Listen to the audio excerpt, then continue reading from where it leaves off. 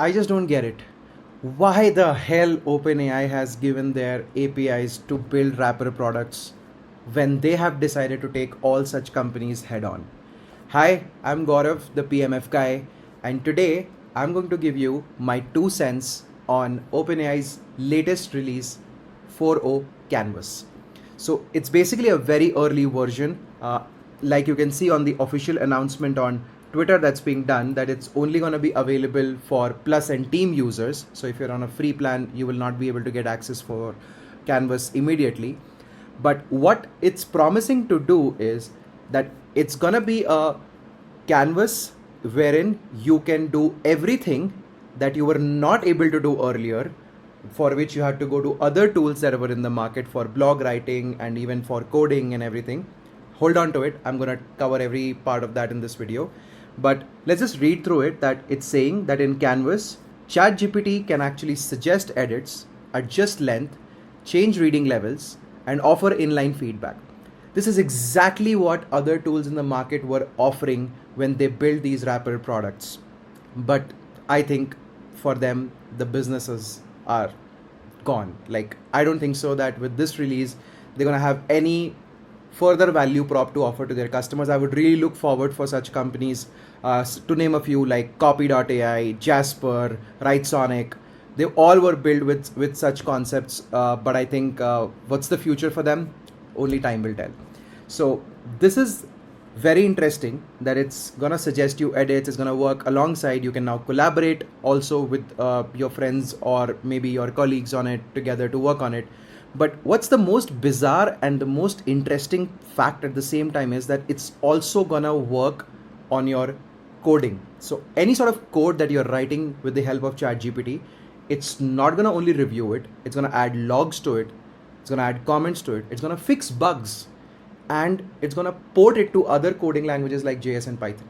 Now, I've been a developer in the past in my career, but not presently. So I'm not gonna talk much about coding aspects, but I will genuinely highlight a use case that I have in mind for Shoutout. So a lot of you don't know, but Shoutout is one of the products that I'm working on. It's basically a referral platform to trigger direct and indirect referrals. If you want to set it up for your consumer SaaS companies, we've basically built a SaaS around it. One of the use cases that I have for Shoutout is I have to set up the entire blog ecosystem. So with now Canvas release, let's just go to ChatGPT, and I'm going to do it live with you guys on this video. So you'll also get a feel of it, that how it's working from the first hand experience. That was my promise when I started 2 cents on AI. So here I'm on ChatGPT, and as you can see, I have the model ChatGPT 4.0 with Canvas. You will find it over here. Normally people would have GPT 4.0 and other models. If you're on a paid plan, you will have everything, but if not, then I don't know what's right now on free plan, to be very honest. So how about we just start by use case that I want to highlight into the blog. So write a detailed blog on the importance of referral marketing for consumer SaaS companies. Make sure the blog has all the important sections and outline. It should also have table of content,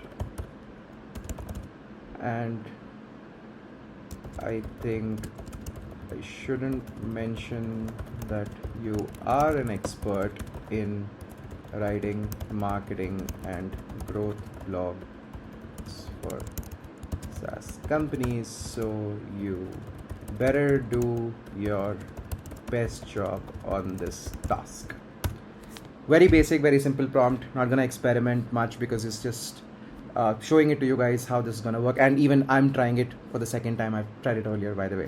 So let's just see what happens when we basically give this command. So this is how the experience of Canvas looks like. So as you can see that you can message ChatGPT on the left hand side and have everything related to the prompts as well.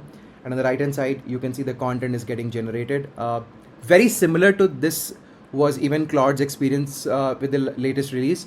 that they had they used to generate a document where you can actually make edits and take that document away, but I think it's very similar to what even Claude has done. But over here, let's just look at the blog. So the title is The Importance of Referral Marketing for Consumer SaaS Companies. To be very honest, it's very, very bad. I don't like it at all. So let's select it. And this is the main thing that Canvas allows. So you can now basically ask ChatGPT to make any changes over here. And what I love the fact of this update is that it's free form. So I don't have to select from certain drop downs the way I wanted. Whatever are the thoughts in my head, whether it's to change it to make it formal, informal, funny, witty, whatever it is, I can just give it in a free form way and it will just make those changes. So let's just change the title. The title is very basic and boring.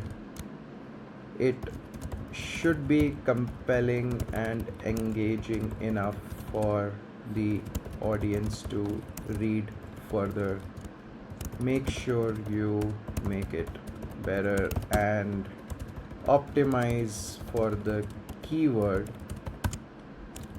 referral marketing campaign.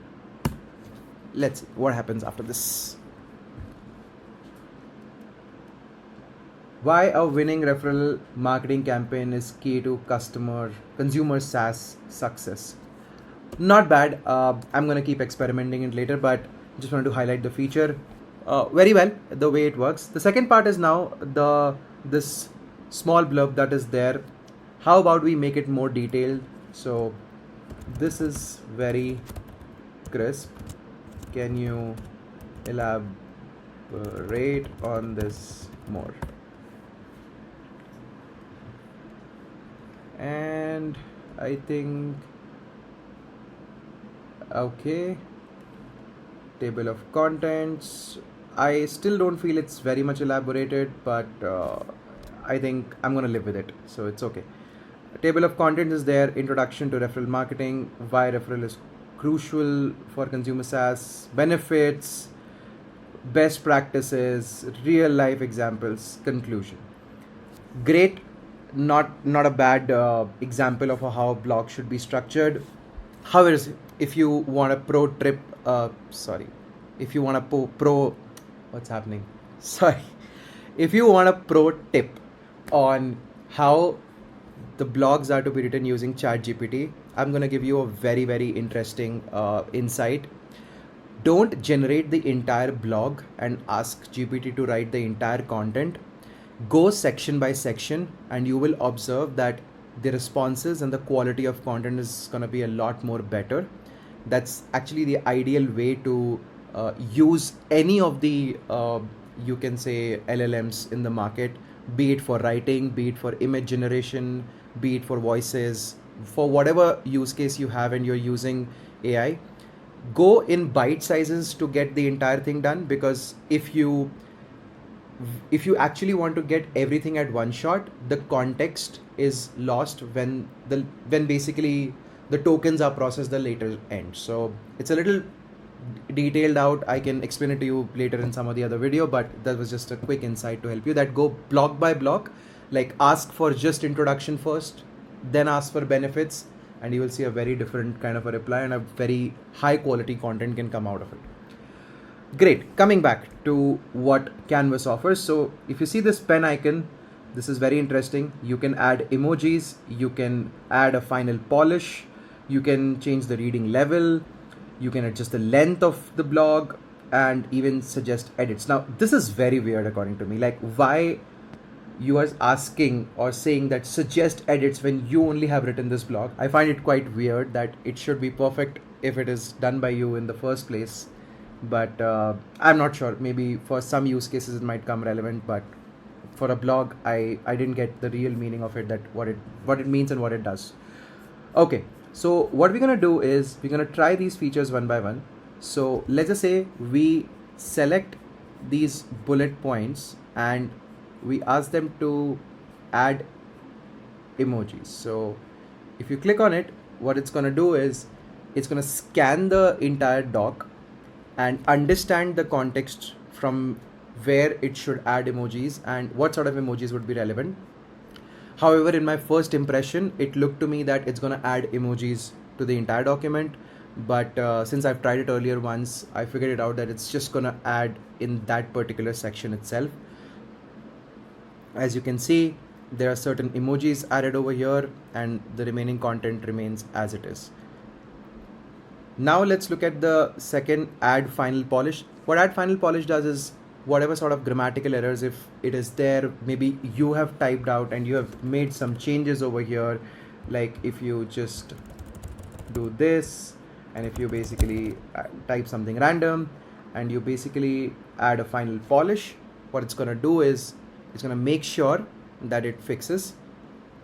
That's my guess that it should do. Let's see whether it's able to understand that there are some F-ups in the document or not.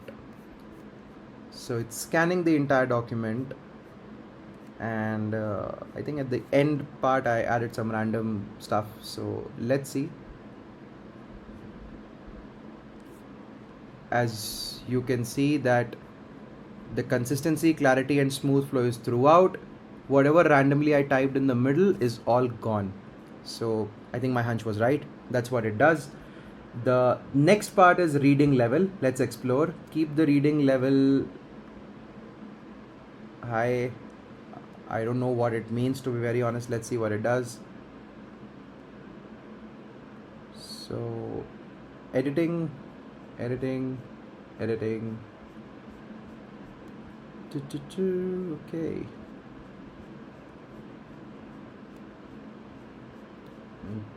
Great. I've simplified the language to suit high school reading level. Okay, so they mean by reading level is they're gonna optimize it depending upon the audience. So if I click on it, keep reading level, this is low, college, oh, graduate school, college, high school, keep current reading level, middle school, kindergarten.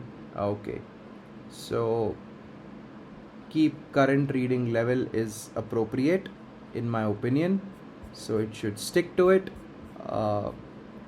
Let's go to adjust length, keep the current length. So I think longer, longest, shortest, shorter. Okay, generally blogs with around 2000 words are good enough, but what I've observed is that the more the words, the merrier it is not the logic. It also depends on the kind of content, the quality of content that you're writing. So let's try longest, but however, I wouldn't recommend to do this, to be very honest, because like I told you, it's way more better to do it section by section as compared to just writing a whole 10,000 word blog or a 5,000 word blog. As you can see now, the introduction is made a little more longer. The referral marketing crucial for SaaS is it's getting written longer, and I think it's going to keep processing it for a while because it's going to write till the end and make it as long as possible. So very interesting. In my observation, while this is working, what I've observed is that it's quite helpful for a lot of folks the way this is working, because I've used all these other tools which I mentioned earlier.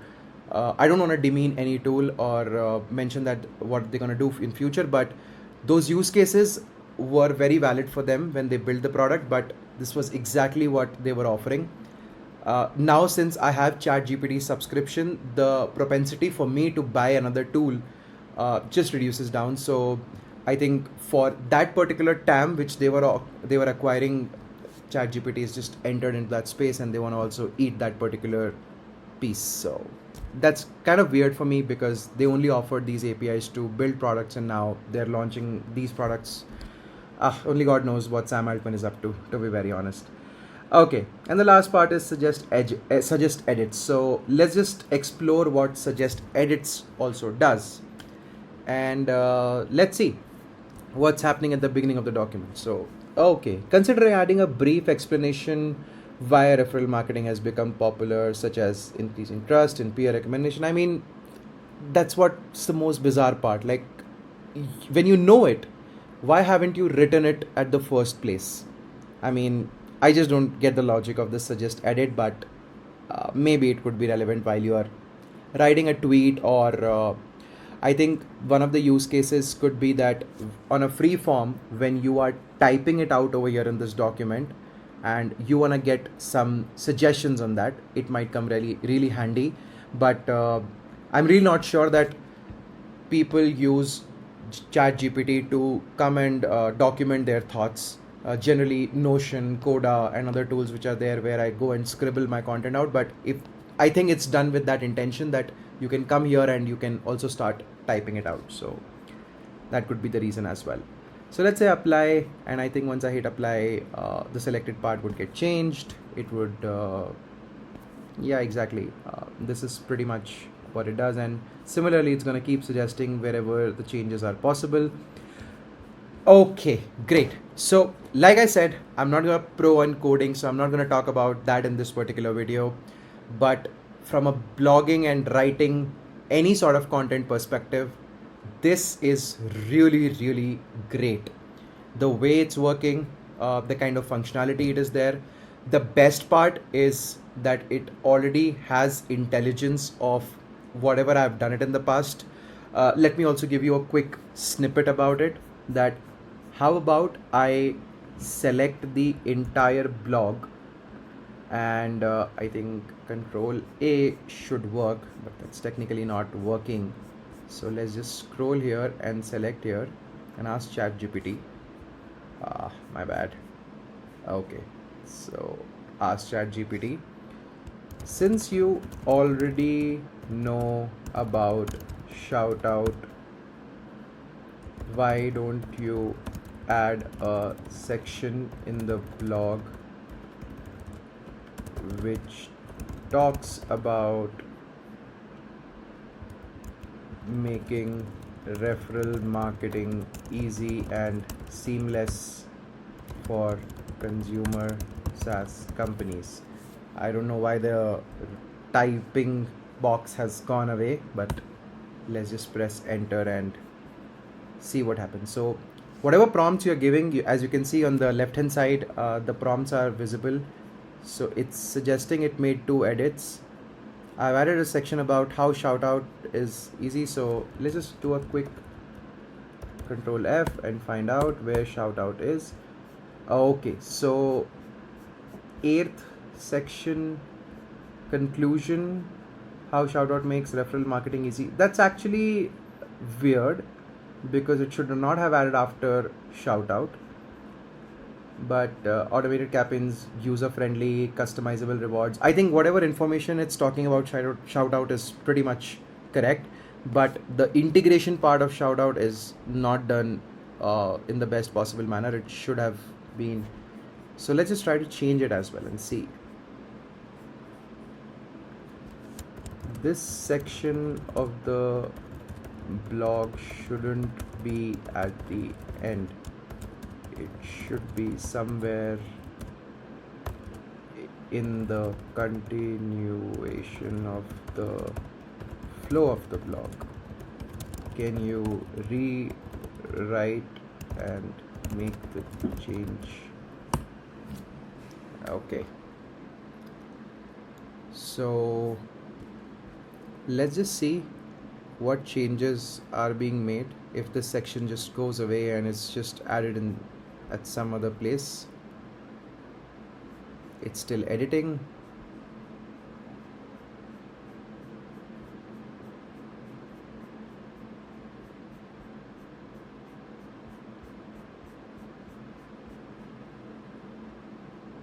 I don't know, maybe it's taking a lot of time, which it shouldn't.